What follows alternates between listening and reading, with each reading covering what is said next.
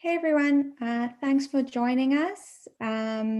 Today we have Alex from NFTX joining us, and he's just going to take us through a free flow session. And yeah, with that, I will pass it on to Alex to introduce himself and kick it off. Hey everyone, I'm Alex Gausman, founder of NFTX. I did a workshop just a couple days ago, which was kind of like an introduction for this hackathon to give people like a walkthrough of how NFTX works behind the scenes. I'm happy to do that again. I'm also happy to answer any questions. I've been told that people can be a little shy, so if nobody has questions, I'll just kind of babble on about NFTX and NFTs. But yeah, if anyone wants to interrupt or ask a specific question, by all means, I think the easiest way is to probably just put it in the chat. Yeah. So a little bit about NFTX for now. We're working on version 2 at the moment. I've actually been rewriting that. It's been an interesting experience because I only started developing Solidity in the summer after I finished my comp sci degree. And in hindsight, many of the ways that I structured the NFTX contract, they weren't ideal. And a lot of that was brought up during the audit. But it wasn't really security issues so much as just like structural things, like the contract becoming way too big. So we've had a number of upgrades over the last couple months, but it's very difficult to upgrade right now because the contract's at this 24 kilobyte maximum. And that's partially my fault because of how I didn't refactor it properly. So we've been doing that recently, and we think right now there's 2 contracts, NFTX and XStore. The XStore is like the state storage. So with version 2, the idea is we're going to combine those 2 into a single contract to keep it simpler. I thought by splitting it up, I would be reducing the size, but somehow it managed to, each one ended up bigger with the interfaces or something. So yeah, it's been it's cool doing that. I think we're making pretty good progress on version 2. We call it version 2, but in terms of actual features, there won't be that much more. It's more just like a better version 1 or 1.x that will allow us to kind of iterate because it'll have more space and it'll be better structured. But the main difference is it is a design change, basically an economic change. So right now, well, 2 things. One thing is we're going to focus more on D1 funds instead of these D2 funds, which we think are probably, the timing isn't perfect for them right now. We want to build up liquidity with the D1 funds first. And the other thing is that until now, we've been putting fund tokens into SushiSwap, and we've been pairing them with Ether. So like we have a Punk Basic Ether pool. We have, the Punk Ether pool, but we've realized that, it kind of bottlenecks us because we can only supply so much liquidity because we only have so much Ether in our treasury. But we have a lot of NFTX tokens in our treasury, like over 20% of the supply. Of course, we could sell some of those to get more Ether, but we'd rather not dump our own tokens. So the new idea is that we'll pair fund tokens with our own NFTX token. So you'll have like a Punk Basic NFTX pool. And then we'll also just make sure that the Ether NFTX pool stays very liquid. So, and we've been doing this recently, just the last week or so, we've added this new Punk Basic NFTX pool. And what's cool is if somebody comes and they want to, buy Punk Basic or sell Punk Basic, and they want to do it with Ether, then how that trade happens is it gets routed through the NFTX Ether pool first, and then it goes to the NFTX Punk Basic pool. And so then it kind of gives our token a more central role in our product, because the idea is that our token will be used kind of as a bootstrap mechanism for these liquidity pools, quite similar to how something like Bancor works or Synthetics, how they use their own token to kind of bootstrap their platform. And it can be difficult to do, but if done well, it can make the token a much stronger, create a stronger moat in that sense. And the other thing we want to do is just move away from the basic. That's my bad. People aren't very happy with how I added this dash basic to a lot of the funds. The original idea is that Punk. I wanted Punk to be the D2 fund, which was like the index fund. We might still go that direction, but I think the direction we're going now is we'll rename the Punk Basic Fund to just be called Punk. And then we're going to call the Punk Fund something else like Punk X. Because we are finding that it's the floor funds that actually people seem more interested in. And we would like to get a lot of liquidity into this Punk Basic, or soon to be called Punk Fund. And then, another thing we've noticed is that people seem more interested in tracking the floor price of an asset rather than the average price. So like our Punk fund right now, the balancer pool, it's a combination of like Punk Basic, Punk Female, Punk Attribute 4, 5, Zombies. And the idea is it's kind of like an index fund, which actually gives you like a moving average sort of like the entire collection. And some people do on Twitter, they seem to like to use Punk kind of as like a metric for the NFT space in general. But I think for the most part, people are more interested just in the floor price. So they're interested, what is the absolute cheapest CryptoPunk? And right now, I think it's around like 21 Ether. A few days ago, it was around like 19. And so I think people are more interested in tracking that. And that's kind of like what our Mask fund tracks. It tracks the floor fund. So I think we're going to move in that direction. We're going to have Punk be, the floor fund, Mask be the floor fund, Avistar be the floor fund. For kitties and Axies, it's a bit more complicated because the Axie floor is pretty low and the kitty floor is pretty low, like so low, in fact, that it's not really usable with the transaction costs. Like for instance, if we had a kitty fund which literally allowed any crypto kitties, the cost of minting and redeeming would be like potentially as large as the entire value of that item. So instead we have like the kitty generation 0, the kitty gen 0 fund. And then we also have the Axie origin fund. So the only origin Axies are allowed in that, and only generation 0 kitties are allowed in that. And we have this dilemma now, like, okay, so these other funds like Punk, Mask, Avistar, we're gonna just keep the name simple. It's gonna be Punk, it's gonna be Mask, it's gonna be Avistar, and it's just gonna be a floor fund. It's simple. And so some people, they'd like to keep that consistency, and they don't see it consistent if we do that with Kitty, or if we do that with Axie, because it's not actually a floor fund. Like, that will be an Axie origin fund, and then it'll be a Kitty Gen 0 fund.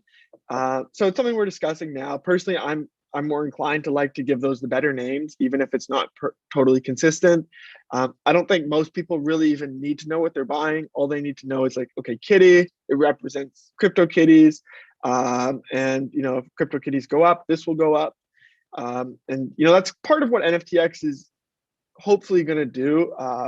Is kind of, my vision is, right now the homepage, it's bad, but it's going to be much better very soon.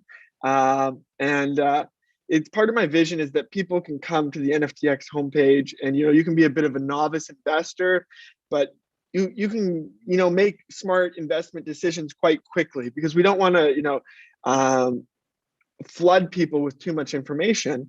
Instead, it's like, you come to the homepage and maybe kitty, if you want crypto kitties, we recommend the kitty fund.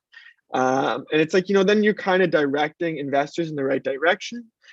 They might not know a lot about crypto kitties, but the fact of the matter is that generation 0 kitties are very likely going to be much better investments than the rest of the kitties. And many people wouldn't know that right off the bat, right? So, and they don't even have to know that. They really don't. It's like, I see our job. It's like, of course, we have to be transparent. We want to help educate users. But a lot of users, they just want a simple product. They want to be able to come, buy something, get some exposure, and kind of trust that they don't have to do too much due diligence on their own. So yeah, it's something that I don't see other platforms having really accomplished yet. There's a lot of different marketplaces that each have their own niche, like async art and Rarible, but there's not really. And OpenSea, of course, is the largest marketplace.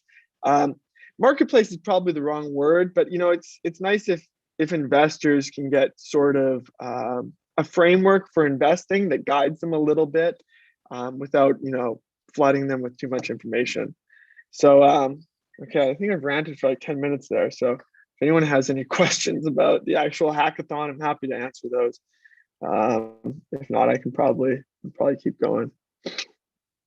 Nope. Let me think.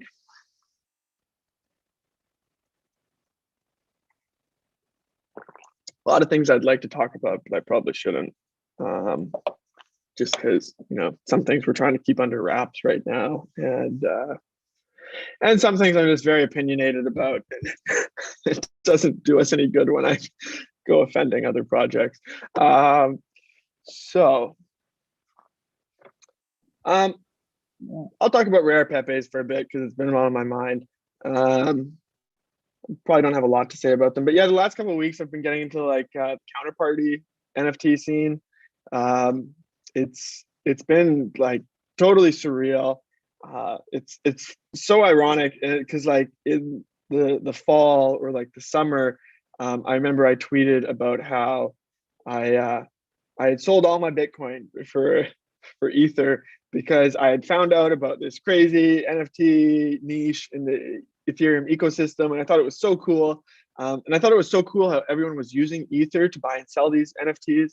So I was like, why am I even holding Bitcoin, Ether? So much more potential, yada, yada, yada. So I did all that. And then just this last month, I've actually gone and bought some Bitcoin because I've realized that it's the only way to buy a lot of these counterparty collectibles. And it's just crazy. Like there's like this whole ecosystem of digital collectibles that I guess started up around like 2015, 2016, peaked around 2017. Like lots of collections, like not just the rare Pepes. There's also like spells of Genesis, Bitcoin farming, like really it's really crazy because here I thought that like Ethereum had the original digital collectibles scene, and then it's like I find out there was like this whole other ecosystem basically on Bitcoin and Counterparty before Ethereum. And it amazes me that like in all the years that Ethereum, Twitter, and Bitcoin, Twitter have been fighting at each other, Bitcoiners never shilled this like really cool ecosystem of digital collectibles. And it's almost like there's smart contracts on Counterparty. Like you can set up like these dispenser contracts and like set prices. It's really cool. But it's just I find it so fascinating that like it seems as if the Bitcoin community isn't even aware of this. And I think it just probably like I didn't really get into crypto until later in 2017. But I think it probably shows that a lot of the people that found this aspect of Bitcoin really interesting, like 2016, 2017, this decentralized finance, digital collectibles, this whole aspect. I think a lot of that probably just ended up moving to Ethereum, like anyone who was excited by that sort of stuff. And now, what's probably been left with Bitcoin is more of a core community that's focused on hard money. But it's just crazy to me that like, here I am, I thought I was ahead of the curve selling all my Bitcoin. And then this last month, I've actually had to buy some back to collect some of these like rare Pepes and spells of Genesis. I don't think they'll be nearly as valuable as NFTs on Ethereum. First of all, they're not actually non-fungible. So they're just non-divisible. So it's like, if for example, like the original rare Pepe Nakamoto card, there's 300 of them. If I have two and I get one more, then I have three. It's just a balance. I can't say like, oh, this is the third one I got. Like with a lot of like a CryptoPunk, you can track each one of them individually. But it's, in my opinion, it's still definitely like, kind of the missing link between like these Web 2 Neopets and then like, NFTs and DeFi and Ethereum. Was that there was this kind of short-lived ecosystem, which is still kind of active, and it's cool. I've been collecting them. I don't think my main thought is that they won't have the same DeFi superpowers. Oh, here we go. Do you think there will be wrapping of counterparty collectibles on Ethereum? Great question. That's actually, so originally the only reason I was interested in it was because I heard about a project who's actually working on a bridge. They're called Emblem Finance, EMBLEM. And I think they even have some assets on OpenSea right now. I don't know. I haven't actually looked into the technicalities of it, but it does, they appear to be trying to produce like an actual decentralized bridge. And so, yeah, originally that was my main reason for getting interested. I was like, okay, if these can get bridged over to Ethereum, then now we're talking, right? And then I started looking into Counterparty more. My original assumption was that Counterparty was its own blockchain, but I'm pretty sure it's just a client, which is cool. So like the data is actually saved on the Bitcoin blockchain, which means that it's actually secure, at least for like the next 10 years or so. Because it doesn't have to rely on some separate counterparty chain. It just embeds information, data into like UTXO transactions in the metadata, I think, and then this gets interpreted by counterparty client. So the cool thing is that I've realized is that like we don't really need it to get bridged to Ethereum. Like, I've been collecting these things and it's totally possible. Like I originally thought if I ever wanted to sell them, I'd have to do some OTC, a deal on Ethereum, but it's like, no, I can actually sell these on Counterparty through Bitcoin. It's still, again, I know it's not the same as actually having them on Ethereum. If they could get bridged, trustlessly through a very popular protocol like Ren protocol, I think that would be huge. Of course, people could do migrations. You could do like a burn and mint, but I don't think it's really the same having the burn and mint. Part of what's cool about these rare Pepes and counterparty collectibles is that they do still have an existence, which you can see that on chain and it precedes CryptoPunks or whatever. Again, I don't think that this is really I don't think this hurts CryptoPunks value at all. It's like they're still the original non-fungible token in my mind. But it's really cool. And it's, yeah, so I've been collecting them. I wouldn't like ape into them, but if they do end up getting transferred to Ethereum, I think that, they could definitely go up in value. I mean, I could totally see in the future people wanting to have some rare Pepes in their NFT collections. One thing that's different from CryptoPunks is, CryptoPunks, it was made by these two guys. I forget their name off the top of my head, but, like genius dudes, fabulous project. Like they totally hit it out of the park. But it is, in my opinion, it's still a little bit different than rare Pepes. It's a very grassroots, decentralized. There was no single person like kind of like running the show, so it's different in that sense. It carries a lot of history. A lot of it is offensive to certain people, and I think that just kind of adds to the history of it all. So yeah, I mean, I shouldn't go on about them for too long, but. Could you mention a few Bitcoin-based collectible projects? Yeah, for sure. Even though I'm traditionally an Ethereum maxi. Yeah, so the first one that I'm aware of is Spells of Genesis. I think that it preceded, I'm actually sure it preceded the original Rare Pepes. If you go to this site xchain.io, you can it's a block explorer and you can look it up. And then I found a website too, it's called SOG Bazaar. And they actually still sell some of the original SOG assets, and they're still running. Like you just send them some Bitcoin to a certain address, and you get the collectible like a day later. It's pretty cool. So I tried to get some of the earlier SOG cards, but it's mostly the rare Pepes I've been focusing on. There's another site here. I'll just share my screen. There's another site too. It's called like I think it was like Rare Bits or something. What's it called? Bit rare. Frack. Let me find it. But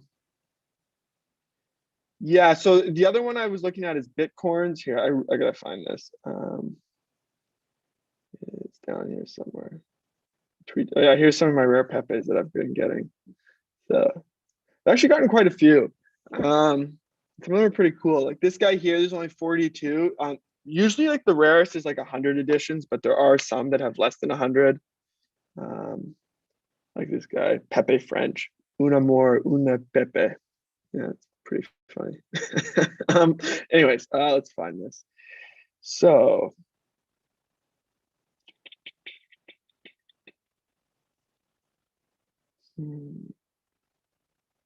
Oh yeah, here, DigiRare, that's it. So yeah, I found this site called DigiRare. And it's just so crazy. Like it's like going through like a time portal, and it's like there's this whole NFT scene. Well, not NFTs, they're not non-fungible, but like digital collectible scene. And it's like, like since 2015, right? And it's kind of just all died out. But if you go to rankings, you can see, okay, so here's I guess all the counterparty collections. And you can see that like some of them, they are still active. Like there's 24 users in the last, or 34 users in the last 24 hours that have interacted with Rare Pepe's. Mafia Wars is, second. Then you have Bitcoin Crops, Kaleidoscope. So there are some others. Spells of Genesis should be on here somewhere. Oh yeah, way down here. So in the last 7 days, you see that Spells of Genesis actually got quite a bit, but just in the last 24 hours, it didn't get much. So yeah, I've been buying the Bitcoins a bit. So like what I do is I go to like xchain.io, and then you can look at here, and it's like, this is basically like all the people, like these are like kind of like the smart contracts. And it's like, these are all the recent ones that people have put up. So it's like, oh, Pepe Market. Okay, so somebody's put this up. It's like there's only 100 of them, so that's a pretty good card. And then you can look at issuances to like see when it was issued. So it was originally issued 4 years ago. It's locked. It's important that they're locked. That just means more can't be minted. Divisible. It's not divisible, which is a good thing in my opinion. And then you go to dispensers. So it's like, okay, yeah. So somebody just like added this to the dispenser, and the price is 0.022. So then what I do is I open this in my free wallet. No, ignore, close. You go to dispensers, add dispenser watch list, and then you go Pepe Market. And then you see right here, and then I could just hit, like, if I have enough Bitcoin, which I think I do, I have 0.18. I could just, oh shit, Pepe Market, just hit buy now, bang, bang, boom. Gonna buy that guy. And then in like 30 minutes, he'll show up in my wallet. Like the UX is actually pretty good. It's just that it's really slow, but it just blows my mind. I've never seen Bitcoin quarters shilling this stuff before. Here, let me make sure no one's asking questions. Pause share. How do I?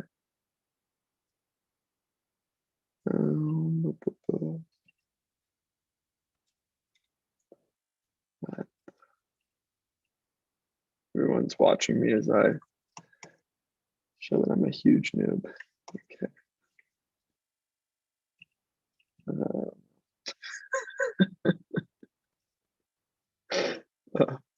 Chat, bring all the front. Oh. Okay, here we go. Follow up. Have you tried out Flow's cadence language? Do you have any thoughts on their structure, linear types? Yeah, so Flow is probably one of the projects I shouldn't comment on personally because I'm kind of biased against it. I haven't tried it. Honestly, I haven't even tried out NBA Top Shot. Like I know I should. I know I definitely should, because like I'll admit that Flow is clearly like landed on a product market fit here. And they, it's more scalable than if they just deployed to the base layer of Ethereum. But yeah, I haven't tried it out. Personally yet. I get worried by the whole situation that, it's one of these things that it's like you really just don't know. It's like I hope it all ends up decentralized, and I hope everyone gets their money out, and I hope it gets bridged to Ethereum. But like I don't want to openly support it until that actually comes through. And like personally, I haven't really looked into it much. So no, I haven't looked into it. But like, yeah, I mean, I'm a little bit biased, and I would definitely like NFTX to look into enabling Flow. So it is something we'll look into if and when they actually come through and build a bridge. Is there any competition to Ethereum Bitcoin? Oh yeah, yeah, free wallet. Yeah, it's just hilarious, the free wallet thing. Like, uh, is there any competition to Ethereum and Bitcoin's block? Oh yeah, flow.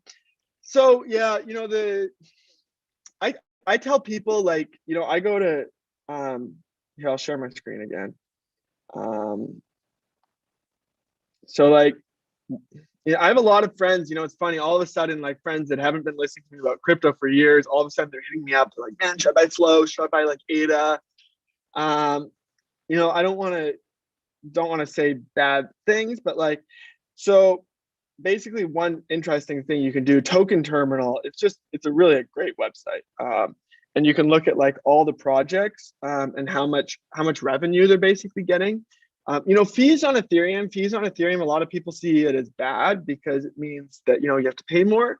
And it is there's definitely an element of it which is bad. It's important that people can use Ethereum without having to pay a lot, but overall fees are good because it means demand and it means people are willing to pay for something. And I can tell from experience, I did not enjoy spending like $50,000 in December deploying on Ethereum. It cost a fortune, but I did it because there was really no other alternative in terms of like ecosystem and activity and like the amount of stuff getting built. And like, if you look at this graph here, like, here's 30-day revenue. Ethereum's at 700 million. Bitcoin's at 200 million. Like, and if you look at this list here, like, for 24-hour revenue, Ethereum's at 25 million. It's like Bitcoin, okay, like close to 8 million. And then you look at all these other projects like Uniswap, SushiSwap, 1inch, KeeperDAO, Aave. Like, all of those are just projects on Ethereum. They're not even their own blockchain. And then Bitcoin or Binance Chain is here, and it's gotten $17,000 in fees in the last 24 hours compared to Ethereum's 25 million. Like, and then like a chain like Flow, it's not even on here, I don't think. And they would like Tezos, $400. So it's like, and I know these chains, they would say, oh, well, it's a good thing we have low fees. And it's like, kind of, basically, my rule is, if the chain isn't even getting $100,000 a day in fees, then it's like, I'm not really even going to consider investing in it, because it's basically vaporware. It's like, maybe one day it could have millions of dollars of daily transactions, but like, it's not even close to Ethereum or Bitcoin. And like Ethereum with like, proof of stake and IEP, what is it, 1559? It's like stuff like that. Like, these fees, they're actually going to be getting distributed back to Ether holders. So like, and I mean, of course, other chains will do this. And I totally think in the future there will be other chains, there will be other niches. I find Solana kind of interesting. I like their consensus mechanism, but again, they're not even, until they're breaking $100,000 a day in fees, it's not really even something I would personally consider, because it's like, it's just such a long shot. So yeah, that's my 2 cents on that. Oh yeah, transactions are free. Yeah, so yeah, I'm biased, so definitely, take everything I say with a grain of salt. And like, I do personally, I would like NFTX to try and integrate with Flow and stuff, but yeah, I'm pretty biased towards Ethereum, and it's pretty astounding when you look at the fees and the metrics, and it's like, it's pretty crazy. I think that pretty much, somehow you managed to use up all that time basically. So I didn't answer many questions, but yeah, I hope that was okay. Thanks, Alex. No, that was definitely very interesting. You touched on a couple interesting topics there, and yeah, plenty questions coming in. But Yeah, thanks so much for sharing your Saturday with us, and everybody for joining. And we'll see you in the Discord channels. yeah, for sure. I'll be around in Discord.